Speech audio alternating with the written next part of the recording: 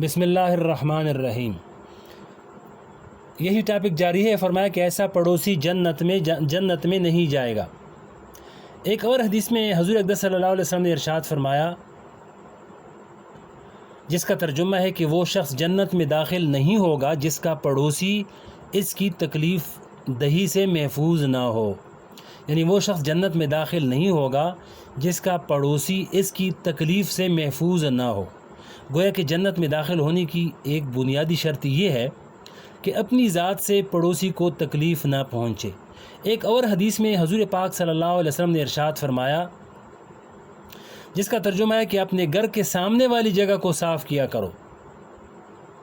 یہ نہ ہو کہ گھر کے سامنے اور آس پاس کوڑے کرکٹ کے انبار لگا دو، جس کے نتیجے میں پڑوسیوں کو بھی اس سے تکلیف پہنچے اور آنے جانے والوں کو بھی تکلیف پہنچے۔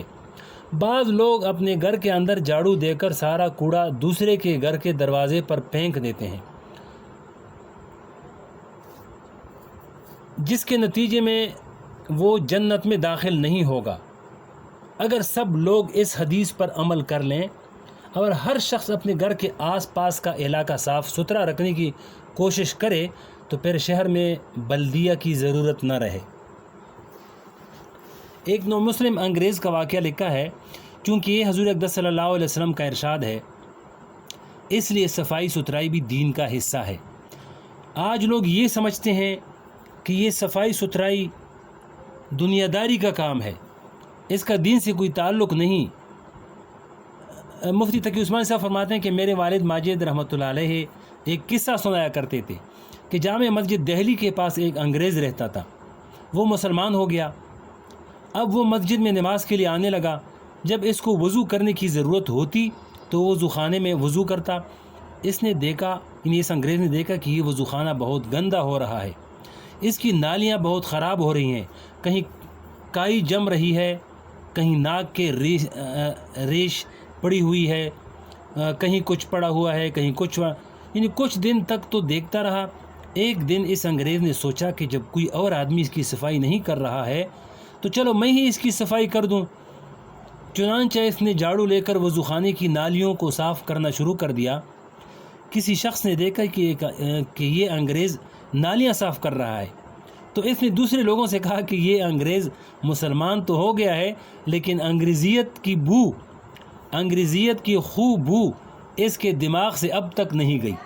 مطلب یہ تھا کہ یہ صفائی ستھرائی انگریزیت کی خوب بو ہے، اس صفائی کا دین سے کوئی تعلق نہیں ہے۔ الیاذ باللہ۔ حضور اقدس صلی اللہ علیہ وسلم کا تو یہ ارشاد ہے کہ اپنے گھر کے آس پاس کی جگہوں کو بھی صاف کرو، یہ بھی پڑوسیوں کے حقوق میں داخل ہے۔ ایک روایت میں حضرت عمر بن معاذ اشعری رضی اللہ تعالیٰ عنہ اپنے دادی سے روایت کرتے ہیں۔ وہ فرماتی ہیں کہ حضور اقدس صلی اللہ علیہ وسلم نے مجھ سے فرمایا، یہ روایت کرنے والی صحابیہ رضی اللہ تعالیٰ عنہ ہیں، ان کے ذریعے آپ نے امت کی تمام عورتوں کو یہ پیغام دیا کہ اے مسلمان عورتوں، تم میں سے کوئی عورت اپنے پڑوسن کو یعنی اپنی پڑوسی کو حقیر نہ سمجھے، اور اگر کوئی پڑوسن تمہیں ہدیہ بھیج رہی ہے تو اس کے ہدیہ کو حقیر نہ سمجھے، چاہے وہ ہدیہ ایک بکری کا جلا ہوا پایا ہی کیوں نہ ہو۔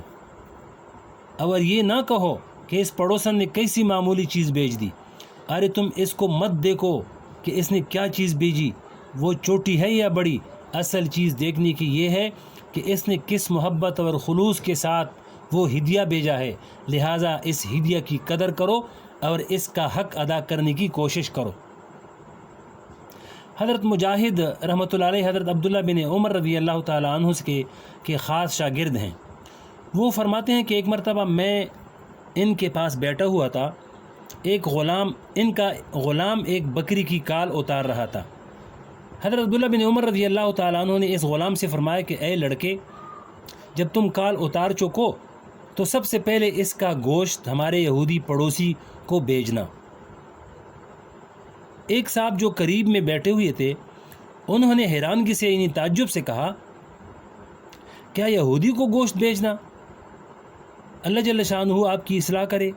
مطلب یہ تھا کہ یہودی جو خدا کا دشمن ہے، آپ اس کو ہدیہ بھیج رہے ہیں، آپ کا یہ عمل قابل اصلاح ہے، اس پر حضرت عبداللہ بن عمر رضی اللہ تعالیٰ عنہ نے فرمایا انی سمعت رسول اللہ صلی اللہ علیہ وسلم کہ میں نے حضور اقدس صلی اللہ علیہ وسلم سے سنا ہے کہ آپ صلی اللہ علیہ وسلم پڑوسی کے بارے میں وصیت فرماتے تھے کہ پڑوسیوں کے ساتھ حسن سلوک کرو، یہاں تک کہ ہمیں یہ اندیشہ ہوا کہ آپ اس کو ہمارا وارث بنا دیں گے۔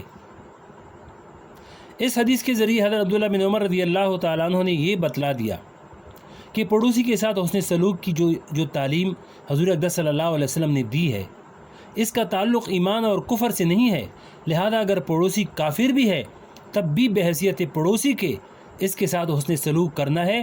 اس کے کفر سے نفرت کرو، اس کے فسق و فجور سے نفرت کرو، لیکن اس کے ساتھ حسن سلوک کرو، اس لیے کہ یہی حسن سلوک بالآخر دعوت کا ذریعہ بنتا ہے، کیونکہ جب تم اس کے ساتھ اچھا سلوک کرو گے اور اس کے ساتھ خوش اخلاقی کا معاملہ کرو گے تو اس کی برکت سے ہو سکتا ہے کہ اللہ جل شانہ اس کے دل میں ایمان ڈال دیں۔ قرون اولیٰ میں جو اسلام پھیلا، یعنی صحابہ کے زمانے میں جو اسلام پھیلا، وہ حقیقت میں اسی خوش اخلاقی سے پھیلا، اسی خوش اخلاقی حسن سلوک سے پھیلا۔ لہذا اگر کوئی کافر ہے تو اس کے کفر سے اور اس کی بدعمالیوں سے نفرت کرو اور اس کے قریب مت پھینکو اور اس کے قریب مت پٹکو، لیکن جہاں تک اس کے ادائے حقوق کا تعلق ہے وہ تمہارے ذمہ ضروری ہے۔ اگر وہ پڑوسی ہے تو پڑوس ہونے کا حق ادا کرنا چاہیے۔ اللہ جل شانہ اور آپ سب کو، اللہ جل شانہ مجھے اور آپ سب کو اس پر عمل کرنے کی توفیق عطا فرمائے۔ یہ عنوان ختم ہوا گیا۔ اگلا عنوان ہے، فرمایا کہ جمعۃ الوداع کی شرعی حیثیت، اس کو انشاءاللہ اگلی ویڈیو میں سنائیں گے۔